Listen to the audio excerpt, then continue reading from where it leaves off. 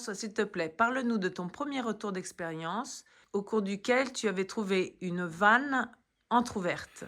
Oui, Méline, le rondier peut observer la position des vannes dans certains cas, pas dans tous les cas, ça dépend de la technologie de la vanne, mais dans un cas que je vais vous présenter ici, pour bien expliquer, il y a ce qu'on appelle les vannes quart de tour. Et normalement, la poignée de la vanne, qui est représentée ici, est associée au, au- au papillon ou éventuellement au boisseau sphérique, si c'est une vanne à boule. Et quand on tourne la poignée, on change l'état de la vanne. Donc la position de la poignée, qu'on appelle l'actionneur, va changer la position du papillon ou du boisseau sphérique, de la sphère, qu'on appelle l'obturateur. Et donc, quand on fait ce mouvement-là, on se retrouve dans cette position-là et la, on sait que la vanne est fermée. Alors, dans certains cas, à cause d'un obstacle, on est amené à démonter la poignée pour en changer la position. Mais normalement, dans une installation bien conçue, on peut connaître la position de la vanne par une simple observation visuelle. Voilà, donc ça, c'est le premier point qu'il faut dire. Le rondier peut savoir si une vanne est ouverte ou fermée, et dans certains cas, ça peut être intéressant. Alors, dans quel cas c'est intéressant? C'est si tout d'un coup, on constate que la vanne est entrouverte. C'est un premier cas, un des cas où on peut s'inquiéter. Donc, je vais te présenter, Méline, un cas où j'ai trouvé dans une usine une vanne entrouverte et où c'était très singulier, très étonnant, parce que c'était la vanne de bypass d'un sécheur frigorifique. Je vais vous présenter sur ce schéma, qui est le schéma le plus classique dans toutes 80%, 90% des usines. La centrale d'air comprimé ressemble un peu à ce schéma-là. Eh bien, vous avez un compresseur d'air qui aspire de l'air, qui le monte à une pression supérieure, un refroidisseur d'air comprimé par air ou par eau, un séparateur de condensat, un réservoir. Le réservoir est bipassé. C'est la notion de vanne de bypass qui est intéressante. Alors, dans le cas d'un réservoir, il faut savoir que si cette vanne de bypass est ouverte alors que les deux sont ouvertes, ça n'a aucune conséquence. C'est un truc qui est absolument indifférent. Les gens le ferment par habitude, mais ça n'est pas critique. Voilà. Puis, on a le séchage frigorifique. Le séchage frigorifique, l'air comprimé rentre dans le sécheur, se refroidit.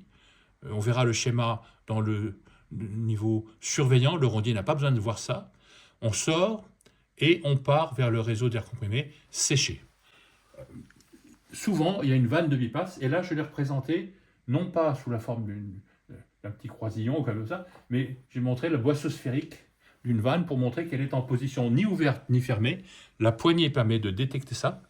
Et je dirais que c'est une situation tout à fait inhabituelle parce qu'on a ici un mélange d'air humide, absolument pas séché, qui passe en direct, et d'air comprimé séché, en général à 3 degrés Celsius, par le sécheur frigorifique. Quand on dit que l'air comprimé est séché à 3 degrés Celsius, ça veut dire que si on va dans une chambre froide qui est à 4 degrés Celsius, eh bien, il n'y aura pas de condensation. Voilà. On aura de la condensation seulement si on descend dans une chambre froide à moins de 3 degrés Celsius. Alors, la question que j'ai posée au conducteur de l'installation, c'était il y a longtemps, j'ai dit pourquoi cette vanne est-elle entrouverte? Et c'était une question de pression. Les questions de pression et de pression insuffisante en bout de réseau sont un des principaux problèmes qu'on peut rencontrer en air comprimé. La différence entre de l'air comprimé et de l'air pas comprimé, c'est la pression. C'est le paramètre normalement le plus important. Mais le deuxième paramètre le plus important, c'est la qualité de l'air comprimé. Et là, en entrouvant la vanne de bypass, il dégradait la qualité de l'air comprimé. La température de rosée sous pression, c'était certainement supérieur à 3 degrés, probablement c'était dans les 15 à 20 degrés, mais il n'y avait pas d'hygromètre, donc on ne le savait pas.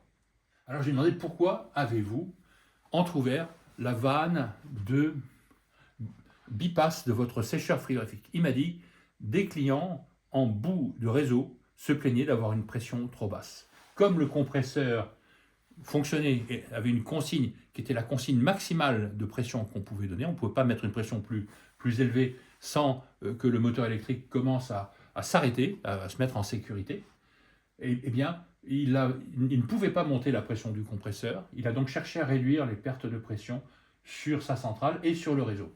Alors, réduire les pertes de pression sur le réseau, ça suppose mettre de plus gros tuyaux. Ce n'est pas un truc qui se fait en 3 minutes quand un client dit ma machine s'arrête parce qu'il y a des pertes de pression. C'est quelque chose que le planificateur de l'installation, le gestionnaire en fait des investissements, va sans doute planifier pour dans 1 an, dans 2 ans. Ce que pouvait faire le gars dans l'instant, c'était entrouvrir cette vanne pour réduire la perte de pression dans le sécheur. La perte de pression dans un sécheur frigorifique, c'est en général entre 300 et 500 millibars. Et donc, en bypassant partiellement son sécheur, il a dû économiser à peu près ça, entre 250. Normalement, il y avait à mon avis moins d'air qui passait dans le sécheur que d'air qui passait par le bypass. Mais ça, il aurait fallu des débitmètres pour le savoir précisément, et un hygromètre, ou alors un hygromètre, voilà. Voilà donc une situation. Donc je dis que le rondier, c'est pas le rôle du rondier de faire de l'audit énergétique ou de l'audit de qualité de l'air comprimé. Ça, c'est le rôle d'un niveau supérieur du cursus. Mais le rondier peut déjà faire ce genre d'observation. Et il y a d'autres observations qu'on peut imaginer, qu'on verra plutôt peut-être dans un cours présentiel, parce que là, il faut vraiment rentrer dans les détails d'une installation concrète, donnée d'une usine particulière. Mais le rondier va peut-être trouver dans la même installation une vanne entrouverte, découverte, ici décollée, parce que le purgeur de condensat est en panne, et on a décidé de purger en continu pour pas que les condensats s'accumulent dans le réservoir. Voilà pour le retour d'expérience numéro 1 de Rondier 002 du cursus Air Profil Utilité.